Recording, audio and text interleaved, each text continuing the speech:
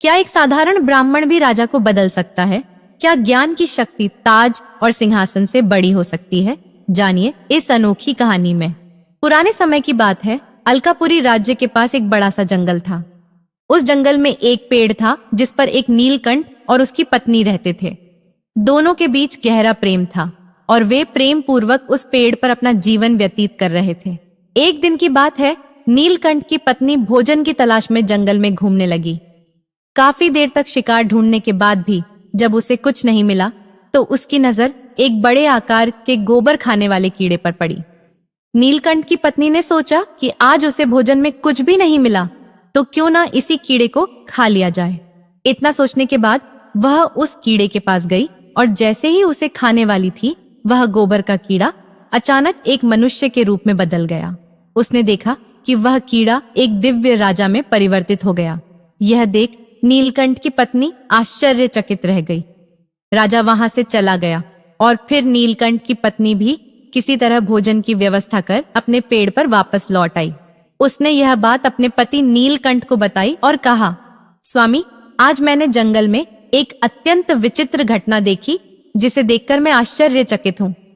नीलकंठ ने पूछा, प्रिय, तुमने ऐसा क्या देख लिया जिसे तुम विचित्र कह रही हो? नीलकंठ की पत्नी बोली, स्वामी, मैंने जंगल में एक विशाल शरीर वाला कीड़ा देखा।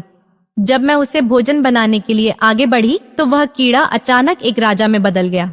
यह बात मेरी समझ से परे है कि अगर वह वास्तव में कीड़ा था तो राजा कैसे बन गया, और अगर वह राजा था तो कीड़ा क्यों बना? नीलकंठ अपनी पत्नी की बात सुनकर जोर जोर से हंसने लगा और बोला, हे प्रिय, मुझे लगता है कि आज जंगल में तुमने राजा तेज प्रताप को देखा है, जो इसी देश के राजा हैं। नीलकंठ की यह बात सुनकर उसकी पत्नी और भी हैरान हो गई। उसने आश्चर्य से पूछा, स्वामी, राजा तेज प्रताप ने ऐसा कौन सा बुरा कर्म किया जिससे उन्हें कीड़ा बनना पड़ा? वे इस तरह अधम गति को क्यों प्राप्त हुए? हमने तो हमेशा यही सुना है कि हमारे राज्य के राजा बड़े ही धर्मात्मा और पुण्यात्मा हैं। वे बिना दान पुण्य किए तो भोजन भी ग्रहण नहीं करते। फिर ऐसा कौन सा पाप हो गया जिससे उन्हें यह योनि भोगनी पड़ी? नीलकंठ ने मुस्कुराते हुए कहा, प्रिय, राजा का स्वभाव ही उनके लिए सबसे बड़ी मुसीबत बन गया। वे अत्यंत दानी और धर्मात्मा थे, लेकिन एक दिन उन्होंने ऐसा दान कर दिया जिसके कारण उन्हें कीड़े की योनि भोगनी पड़ी। नीलकंठ की पत्नी ने उत्सुकता से कहा, हे स्वामी, मेरी समझ में कुछ भी नहीं आया। कृपया विस्तार से बताइए कि राजा तेज प्रताप के साथ ऐसा क्या हुआ? नीलकंठ ने गहरी सांस लेते हुए कहा, प्रिय, ध्यान से सुनो कि कैसे एक दानी और धर्मात्मा राजा को कीट योनि प्राप्त हुई। ये बहुत प्राचीन समय की बात है। प्रसिद्ध नगरी अलकापुरी में राजा तेज प्रताप का शासन था। वे इतने महादानी थे कि जब तक अपने द्वार पर आए हुए भूखे भिक्षुओं और याचकों को भोजन नहीं करा देते थे, तब तक स्वयं अन्न का एक कण भी ग्रहण नहीं करते थे। यह उनका प्रतिदिन का नियम था। उनके इस महान स्वभाव के कारण पूरे राज्य में उनकी प्रशंसा होती थी। वे निस्वार्थ भाव से दान देने वाले राजा थे। नीलकंठ थोड़ा रुका और फिर बोला, परंतु उनके दान देने का भी एक विशेष नियम था। वह एक निश्चित समय तक ही दान करता था। तेज प्रताप सुबह से ही दान देना शुरू कर देता था और सूर्य के अस्त होने तक दान दिया करता था। सूर्य अस्त होने के बाद यदि कोई उसके पास दान मांगने के लिए आता तो राजा उसे दान नहीं देता था, बल्कि अगले दिन आने के लिए कहता था। राजा की ख्याति धीरे धीरे देश विदेश में फैल चुकी थी। अब तो हर रोज उसके द्वार पर याचकों की भीड़ लगी रहती थी। वे प्रत्येक दिन दोनों हाथों में जितनी स्वर्ण मुद्राएं आती थीं, उतना धन दान में दे देते थे। सभी याचक राजा की जय जयकार करते हुए चले जाते थे। इस राज्य के एक छोटे से गांव में जंगल के पास एक गरीब ब्राह्मण निवास करता था। वह ब्राह्मण बड़ा ही तपस्वी था।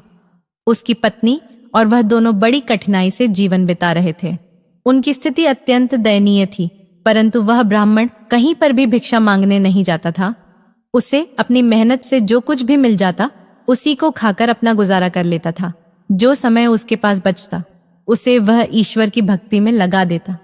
एक दिन ब्राह्मण की पत्नी ने अपने पड़ोसियों के मुंह से सुना कि राजा तेज प्रताप बहुत ही दानी राजा है। ब्राह्मणी पड़ोसन से यह बात सुनकर आई और अपने पति से कहने लगी, हे स्वामी, मैंने सुना है कि राजा तेज प्रताप बहुत ही दानी है।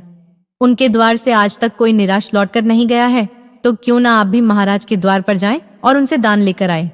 राजा जो भी धन हमें देंगे उससे हमारी गरीबी मिट जाएगी। यह बात जब ब्राह्मण ने सुनी तो कहने लगा, प्रिय, मेरी जिंदगी आधे से ज्यादा तो बीत चुकी है और अब आधी ही जिंदगी शेष बची है। वह भी मैं जैसे तैसे काट लूंगा, लेकिन मैं किसी के द्वार पर हाथ फैलाने नहीं जाऊंगा। तब ब्राह्मणी बोली, स्वामी, आप कैसी बातें कर रहे हो?